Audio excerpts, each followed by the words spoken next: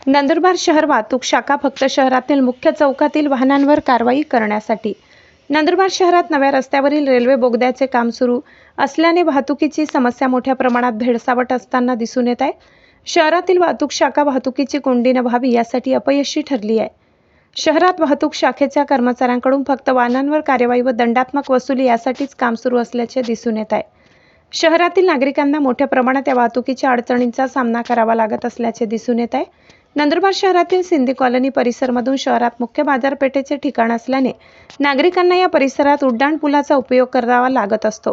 कारण नव्या रस्त्यावरील रेल्वे बोगद्याचे काम सुरू असल्याने या ठिकाणी मोठी वाहतूक ठप्प होत असते. वाहतूक शाखेच्या या ठिकाणी कुठल्याही प्रकारचा बंदोबस्त व्यवस्था नसल्याने नेहमी तासनतास या ठिकाणी वाहतूक ठप्प होत असते. लांबच लांब रांगा लागत असतात व या वाहतूक सुरळीतसाठी कुठल्याही प्रकारची वाहतूक शाखेची उपाययोजना होताना दिसून येत नाही. म्हणून नागरिकांकडून तीव्र नाराजी होत असताना दिसून येत आहे. वाहतूक शाखेचा कारभार फक्त दंडात्मक कारवाई करण्यासाठीच कर्मचाऱ्यांच्या नियुक्ती चौकात असल्याचेही बोलण्यात आले.